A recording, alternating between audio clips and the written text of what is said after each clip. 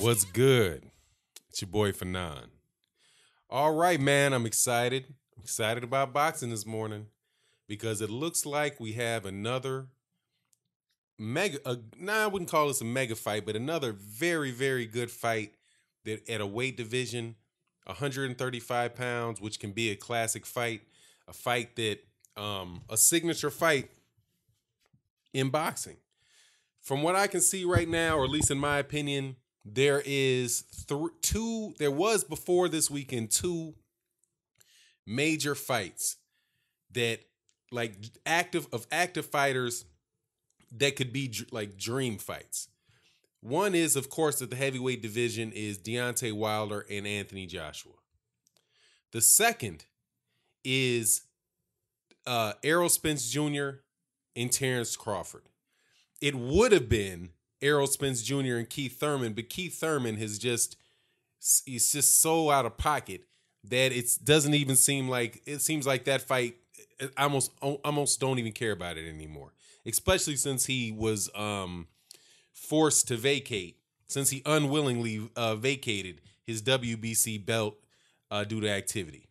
And now the third one, which is, man, I'm telling you, it's a fight that I so much want to see, is Vasyl Lomachenko versus Mikey Garcia at 135 pounds. Now, of course, there's something that needs to happen in order for that fight to be made, which is for Mikey Garcia to be able to beat Robert Easter Jr., which most people believe that he will do. I happen to be one of the very, very small, part of the small minority that says that's not going to be the easiest fight in the world for him. However, hey, man, conventional wisdom, sometime for the sake of just rolling on, I'll go with conventional wisdom and say, look past that bout and say, okay, Mikey Garcia versus Vasyl Lomachenko for 135 pounds. I would only suppose that the next fight with Lomachenko would be with Ray Beltran, because Bob Arum said that he will be fighting again in August. So, and Bob Arum's going to be working is going to be working Lomachenko like a like a horse in a stable for at least 3 times a year. Make sure he gets all the money he can get out of my man Vasyl. So I'm looking forward to that. But some statements by Bob Arum, it's the situation highlights something related to another mega fight, or actually probably both of those mega fights that I mentioned. That's a major issue. More boxing platforms are good for promoters. It is not good for boxing fans. It might even be good for boxers, but they're not good for boxing fans. And there are 3 parties to a boxing in the ecosystem of a fight, the way that I look at it. That's the boxer, the fan, the boxers, the fans, and the middlemen. It works that type of situation is going to work for the middlemen. It'll work for some of the boxers, but it doesn't work well for the fans. And honestly, it's exploitative of the fan. Now, before I get into that, to the specifics of that, and also the thing that made me say this and connected to Bob Arum and connected to Oscar De La Hoya and some things that were talked about this weekend is that Bob Arum basically said, as far as Mikey Garcia goes, that, that he feels like that's going to be a fight like it's hard to negotiate as Floyd Mayweather Jr. and Manny Pacquiao. And so he doesn't feel like going through a big, long negotiation. So Mikey Garcia, just send him a number. Either the number's good or it's not good. If it's good, they make the fight. If it's not good, if Mikey Garcia wants too much money, then forget it. They're just going to move on. Right? Now, that's a promoter's, that's the middleman talking about something that obviously fans would want to see. Now, before I get into the rest of that, I hope you guys subscribe. Please subscribe and hit the bell icon on the channel. We're gonna do a live stream on this. Should be a real good conversation. Have very mature boxing fans that tune into the live streams on a regular basis. So I hope you accept my invitation to attend. And of course, the best way to know that they're coming is to hit the bell icon and the notifications so that you can be notified, because I don't do them at a regularly scheduled time daily. Also, thank you so much to the people in the super chat and the Venmo and the Patreons. Definitely really appreciate you guys supporting. Also, there's going to be a YouTube feature coming up within the next few months, which is just a support button for the cause, in which we can link to this cause, which might just, hey man, it would really, we'll talk about that as it goes on, but it's a way to support this youth sports program this channel is meant to support. Anyway, so that said, thank you very much. Hope you attend the live stream. Now, Bob Arum said Mikey Garcia, basically, he called him out. And he said he would love to fight. He'd like to fight Lomachenko in the near future, right? Lomachenko said, and the direct quote from him is, and let me go through it real quick. WBC lightweight champion Mikey Garcia was a very interested observer of this past Saturday's fight between Vasyl Lomachenko and Jorge Linares. Lomachenko, a former two-time Olympic gold medal winner, suffered the first knockdown of his career in the 6th round, but came back to stop Linares in the 10th to capture the WBA lightweight title in Madison Square Garden in New York City. The victory saw Lomachenko secure his 3rd divisional title after picking up belts at 126 and 130. Garcia is a 4-time world champion. He won his 4th world title back in March after moving up to junior welterweight and winning a decision over Sergey Lipinets to obtain the IBF championship. Garcia has since vacated the belt and made a decision to drop back to 135 to defend his WBC belt. The WBC Council has actually ordered Garcia to make a mandatory defense against Linares, but the Venezuelan veteran accepted the lucrative opportunity to fight Lomachenko, who was moving up from 130. Garcia will return in the summer, and his likely opponent will be IBF world champion Robert Easter. The winner of Garcia-Easter will hold 2 world titles, which is going to set the stage for a future fight with Lomachenko or Beltran, if Beltran can pull it off. But Lomachenko is returning in the month of August and very well may face WBO world champion Ray Beltran in a unification. Garcia hopes to fight Lomachenko sooner than later. Lomachenko did good. He beat a solid world champion at 135. I would love a fight with him. Hope we can make it happen in the near future, Garcia stated to the Los Angeles Times. The biggest hurdle in making Garcia Lomachenko will be money and their network alliances. Garcia is aligned with Showtime, while Lomachenko fights for ESPN. Lomachenko is also promoted by Top Rank, who worked with Garcia for several years. Garcia had a bad falling out with Top Rank, which resulted in a 2-year legal battle before they reached a settlement to part ways. Now, as we can see, and I'm going to tell you right now, hey man, Lomachenko did work this Saturday. He did work. That was the best fight that I've seen out of him.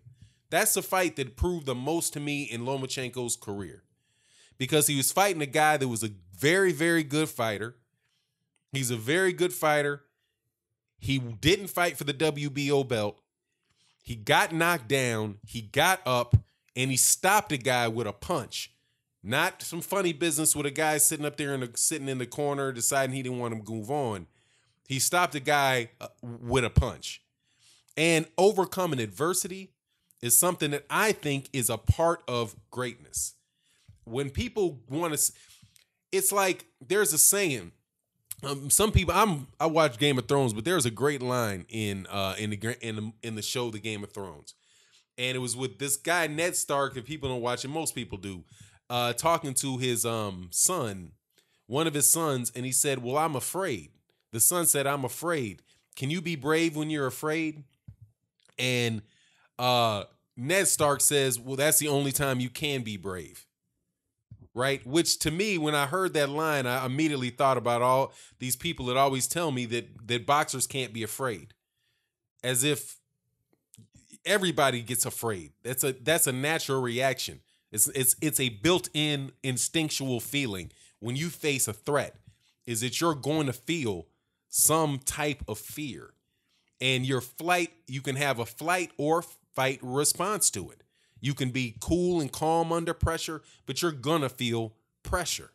That's the human body. And as much as we want to, the human body and the human mind, and as much as we want to elevate fighters to our favorite fighters to levels well above the realm of human possibility, that's just not how it works. And definitely, specifically in the lower weight classes, when you have a guy, when you're a 130-pound fighter, 26, 130, 135 pounder, there's always a point at which you can find an opponent that fundamentals, speed, quickness, all that stuff will go out of the window, because just raw brute size and strength will overcome you. The greatest 130-pound fighter in the world is not going to make it 12 rounds with George Foreman unless he literally runs around the ring and refuses to throw a punch because of the size issue. So when you're dealing with guys at any weight class, and it can go to guys like, one of my opinion, the best 175-pound pounder, Bob Foster. Bob Foster was destroying guys at 175 pounds. One of the best 175 pounders ever. He moved and should always be remembered as such. Moved up to heavyweight and got hit by those heavyweights, and it was good night. It wasn't that they were better fighters than him, that they were more skilled than him, that they had more heart than him, that if they were the same size, he couldn't have overcome them. He might very well have been able to overcome them, but the sheer fact that he was smaller than them did not have the power to hurt them or discourage them, nor the physiology to take the pressure, to take the power of those fighters. There's only so far that he could go. And it is in that why I compliment Vasyl Lomachenko for moving up to 135, because if you look at him, you can tell that is right about the outside of his physiological limits. At 140, at 147 pounds, he's not. That is out. In my opinion, that would be something that might be too much for him.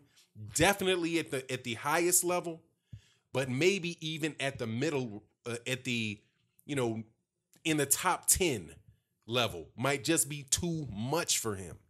But if it isn't that, and he goes up there, he stays at 135, he beats a Mikey Garcia, or he goes to 140, God forbid he goes to 147, that's when you start calling people great. That's when you're like, God, dog, I would have never thought he could have done that. Because it pushed his limits.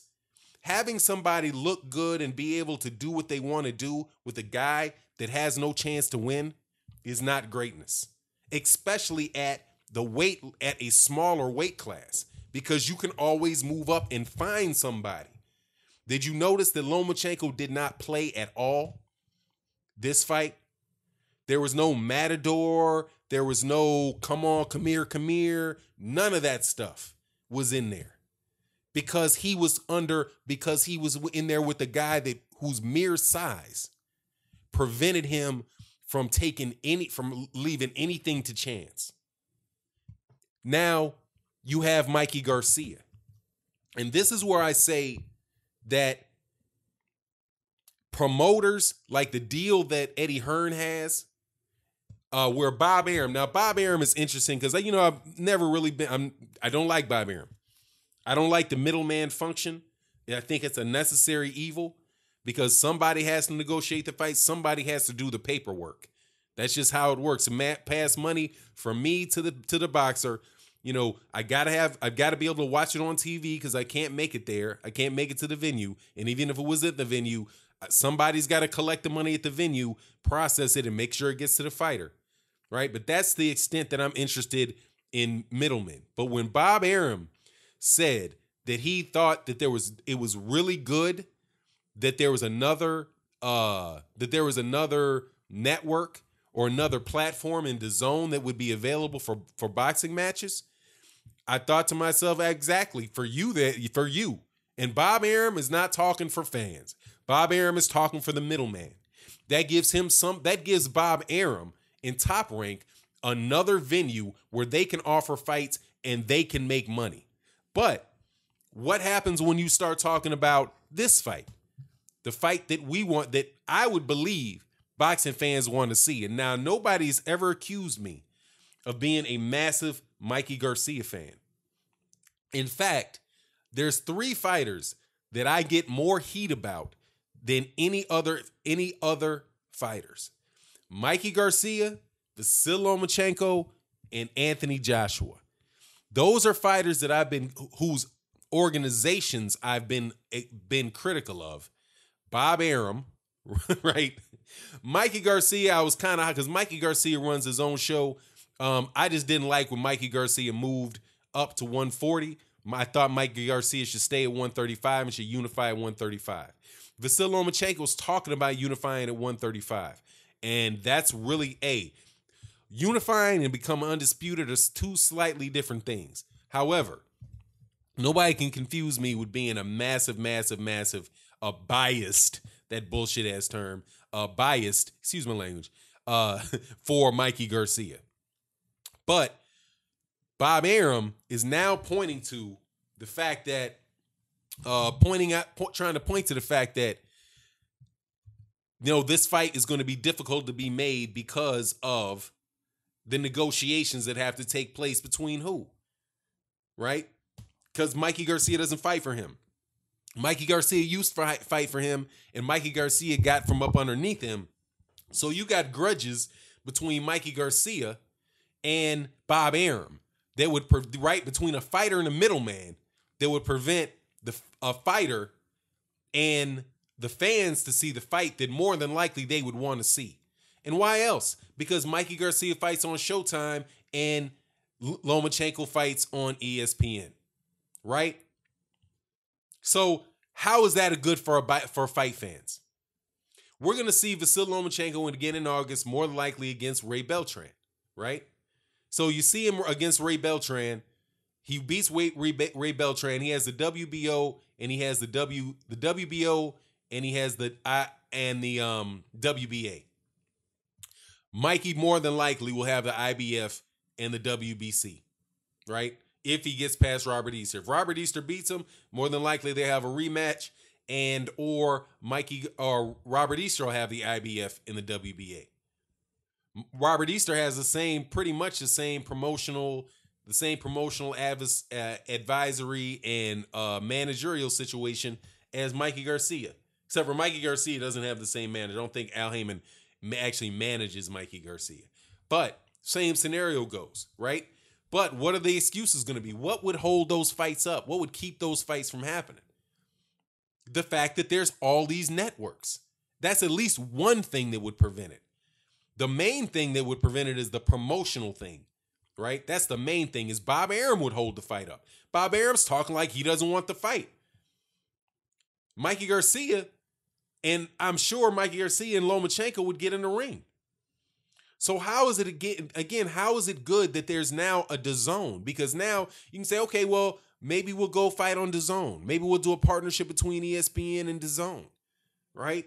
Because now instead of there just being 3, there's 4 in the U.S. market. So yeah, that's good. It's good for Bob Arum, but it's not good. But it's not good for the fight fan. But at the end of the day, man, I want to see that fight happen. Again, hats off to Vasyl Lomachenko. Vasyl Lomachenko is showing and proving. He's showing and proving. And he showed and improved in a better way than he did. Because I'm telling you, I got a lot more respect for Vasyl Lomachenko. And I always knew Vasyl Lomachenko was a very, very good fighter. But getting off the deck to overcome an adversity and knocking out the bigger man with a body shot, that shows that dude has a lot of heart. And that he's a fighter, and he's well deserved of a lot of respect. And before this fight happened, I said this year he's got to weigh in 135 pounds between Ray Beltran, Mikey Garcia, and Robert Easter Jr. that he can become somebody that could be quote unquote great. Because to do so, he's going to have to consistently beat bigger men. That's what Floyd Mayweather did. Floyd Mayweather Jr. did. He consistently beat bigger men, stronger men, men that he couldn't just beat by being overpowering them or being cute and playing around. He had to be a great fighter. He had to be learn how to take away. I mean, I won't get into that. That was what greatness. That's how I defined it. That's what, when he could move up from 126 to 154 and beat a guy like Canelo. You know, that's the equivalent of Lomachenko moving all the way up to 140 pounds and maybe beating somebody like Rodriguez Porgray. You know, moving up to 140 and beating Josh Taylor. That would be something where you're like, God dog, man, this dude has no physical advantages over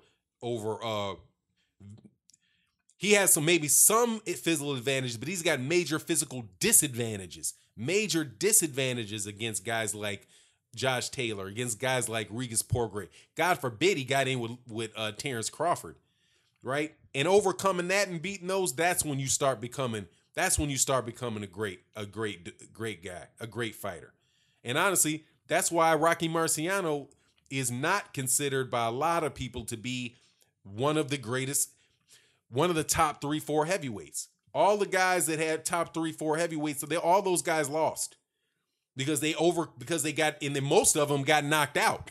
Most of them got knocked out and got back up, or they've all got knocked down. Most got knocked out and they got back up and they won. That's the type of thing where it shows the mental side of boxing, and when you're in a situation where you can lose. Fighting in situations where you're supposed to win all the time, and when you're that small, I think that stands in the way of greatness. But anyway, with that, I'm out. Peace.